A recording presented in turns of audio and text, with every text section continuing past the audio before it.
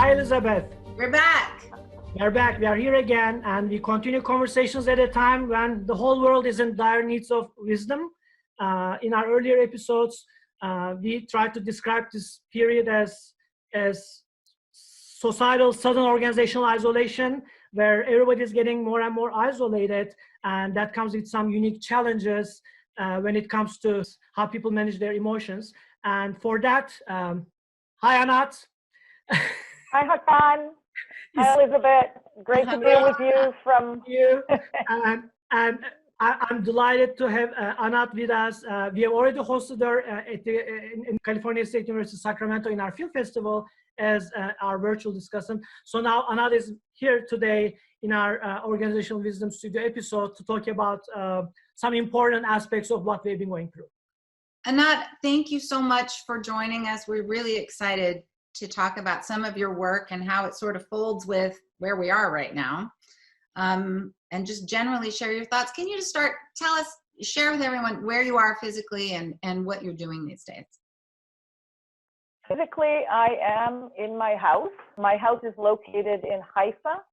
Haifa is a city in northern Israel. And I am in Haifa because I work now at Technion, which is the Israel Institute of Technology in the Department of Industrial Engineering and Management. I'm going to jump right in. You are an early leading scholar on emotions in the workplace and influential in establishing the concept of emotional labor.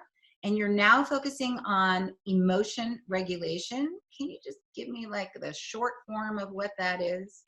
And emotion regulation has to do with the fact that even though your employer tells you this is what you need to express, you still bring your own emotions to the workplace. It's not like we used to say, what am I supposed to do? Check them out at the door, like with my umbrella?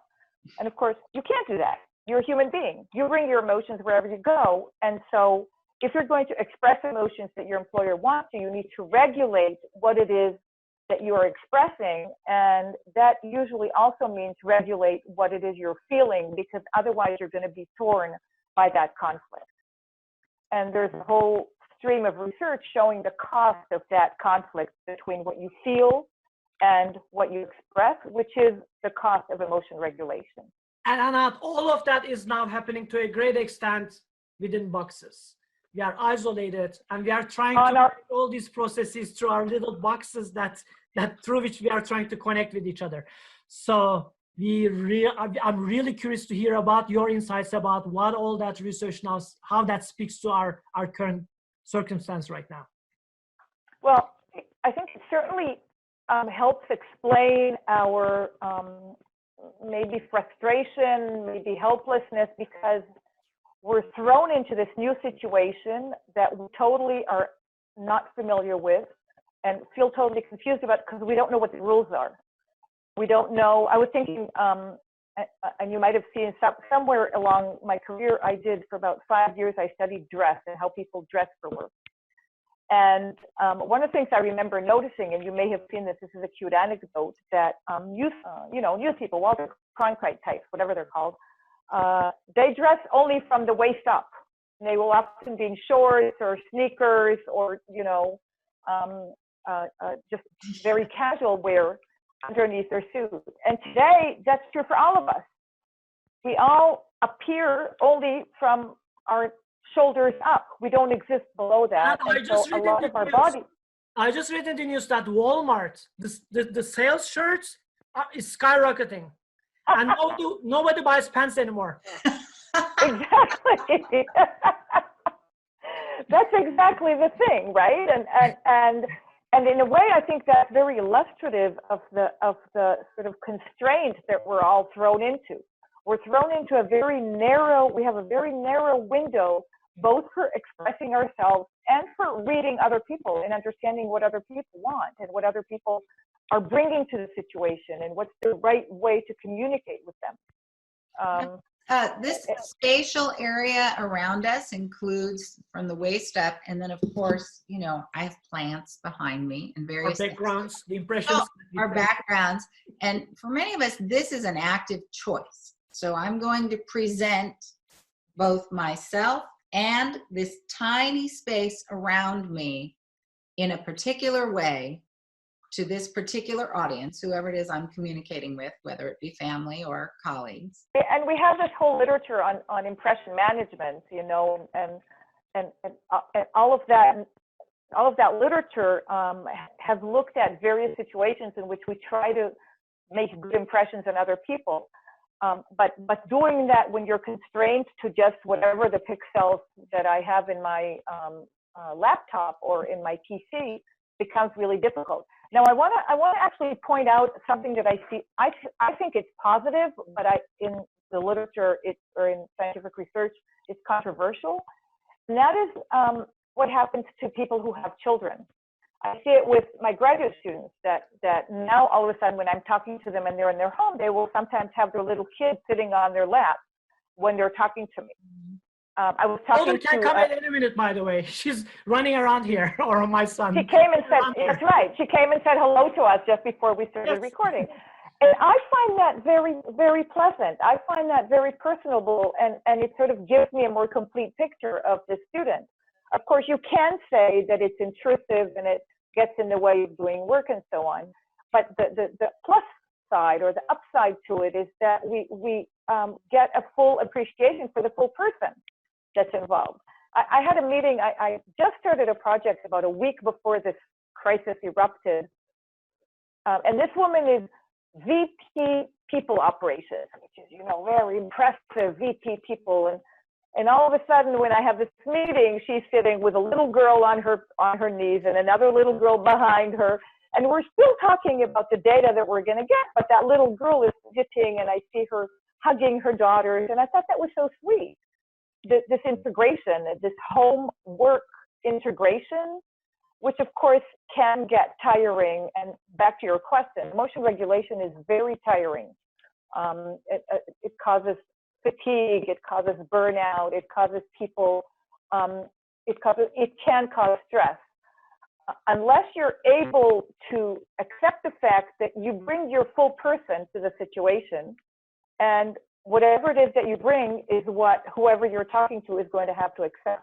And I think I imagine there are some individuals who will not benefit from this reveal. Absolutely. There are people who will be hurt by it. And you know, you were mentioning, Elizabeth, the background, and I was thinking that as I was looking forward to our conversation, I thought, what about people who are not as fortunate as I am to have such a nice environment in which they live? You know, they have less money or less fortune or whatever, for whatever reason. Maybe they just had a fire in their house. It could be multiple reasons for why you don't feel you can present yourself. And then you get into the question, when I put you on mute or when I close the video, does that constitute, you know, absenteeism from work or being late to work because I turned the video on 5 or 10 minutes late? Now, oh, I was just going to say, so this world will have there'll be a whole list of new cues that we have to make decisions about and come to understand and find we have to make some agreement about what these things mean at some point. I fully agree. I think it will have to do with a lot with how we set the norms, because right now there are no rules, as Anat has mentioned. But Anat, in your example of this executive and mother, so there might be also some opportunities there now that if you set the norms accordingly, because emotion regulation and emotional labor are all about norms. You try to follow the norms. So if you set the norms differently, so maybe people can start finding creative ways to integrate work and life, family boundaries in a way that they can get the job done and yet they don't feel overwhelmed. But it depends on how we set the norms as organizations, I guess. Absolutely. As organizations, as managers, as you know, VP of people operation needs to set the norms and the standards for what is appropriate and what is inappropriate. Absolutely. And Anat, in that brand new great research that you have been doing, you coined a new concept that I think directly speaks to not only service employees, but all the employees right now, and that is emotional load. So can you help us understand a little bit from what we are going through from that lens? So thank you for bringing that up. So you and I share a love for people. I love the way people act and behave, and this is the most fun thing for me to do. Different people bring different requirements and bring different situations. And so a customer, so in a very mundane customer service situation, like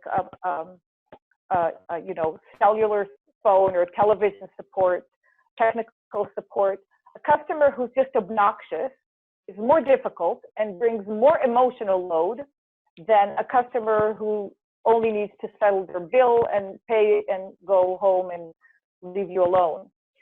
So we have people bringing a different type of load than just the mere presence that they bring. And what I am trying to do now in my current work in this concept is say that when you are managing or planning a system, whatever system you're looking at, you need to take into account what energy people bring in. Do they bring positive energy, which would be what we call positive emotional load, or do they bring in difficult, depleting energy, which would be negative emotional load that would slow you down? I'm sure you feel it today, and I think all of our audience will feel that.